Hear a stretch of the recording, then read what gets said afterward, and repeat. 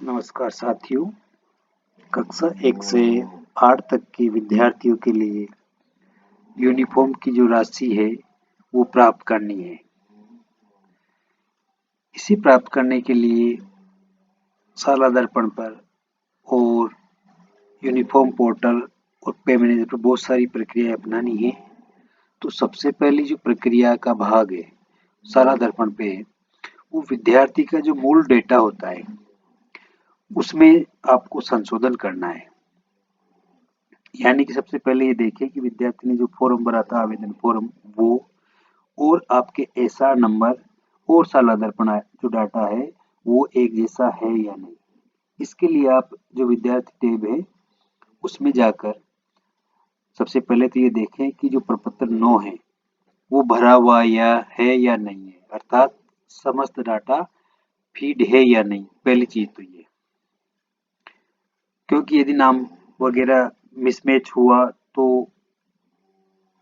Authentication में आपको समस्या आएगी।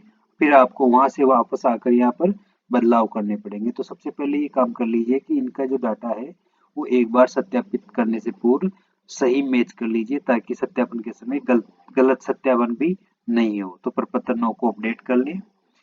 फिर प्रपत्र 5 भी देख लें कि इसमें कोई ऐसी मिस्टेक नहीं दिखाई दे रही है जो 9 में छूट गई हो। प्रपत्र 7 और 7A, ये सभी चीजें आप जांच कर लें। इनको जांच करने के बाद ही आप दूसरे काम में आगे बढ़े। जो दूसरा काम है वो करने के लिए आपको यहाँ पर देख सकते हैं कि दूसरा जो काम है विद्यार्थी जनाधार ऑथेंटिकेशन मॉनिटरिंग रिपोर्ट। तो इस काम से पहले आपको एक काम और करना पड़ेगा कि जो लाभकारी योजनाओं के लिए अनिवार्य छात्र सूचनाएं हैं वो भी आपको अपडेट करनी पड़ेगी। CWSN है तो उनकी बैंक डिटेल है वो अपडेट करनी पड़ेगी, या लाभकारी योजनाओं से संबंधित जो सूचनाएं हैं उसका भी हम डाटा देखते हैं कि महत्वपूर्ण जो चीजें हैं वो क्लास वाइज और जो कैटेगरी वाइज है। जैसे हमने कक्षा 8 देखी, कक्षा 8 और ए सेक्शन छोटे स्टूडेंट किया। यहाँ पर ये देख लीजिए, ये जो बच्चों की लिस्ट खुल जाती है यहाँ पर। तो पहली जो चीज आती है यहाँ PCTS कार्ड वगैरह, ये उन बच्चों के लिए है जो जिनको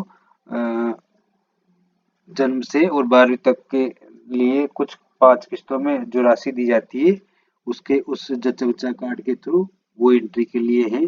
तो ये फिलहाल पहली दूसरी के लिए लागू है, अभी नहीं है। 8वीं के लिए BPL जो कार्ड है उसकी स्थिति यहाँ देख लीजिए। BPL है तो ये स्टेट और सेंट्रल भर के उसका जो ID और वर्ष या डेट भर के अपडेट कर दीजिए, नहीं है तो नॉट अवेलेबल। फैमिली इनकम जो आय प्रमाण पत्र प्रतिवर्ष लिया जाता है उसके आधार पर भर दें। EWS कार्ड है तो उसकी जानकारी भर दें।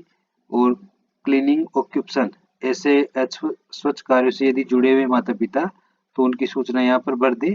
हाथ से मेला ढोने वालों का, ट्रेनर, प्लेयर, चर्म या चर्मशोथ से संबंधित, कचरा बीनने वाले, जोखिम के कार्य में लगे व्यक्तियों को, इनके लिए भी विशेष छात्रवृत्ति की जो होती है वो होती है।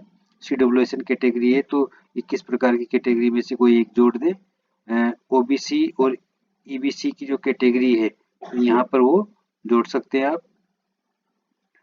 और ये विभिन्न प्रकार की BPL कार्ड के पुत्र पुत्री, अंत्योदय वाले, स्टेट BPL, अनाथ, विधवा, तलाकशुदा, विशेष योग्यजन इनके पुत्र पुत्रियां या स्वयं हैं तो वो छात्रवृत्ति के लिए योग्य होती है। यहाँ एक सर्विसमैन की कैटेगरी है तो वो जोड़े। और यहाँ ऑर्फन सिंगल पेरेंट के हैं तो यहाँ जोड़े। ट्राइब्स कैटेगरी है तो यहाँ जोड़े।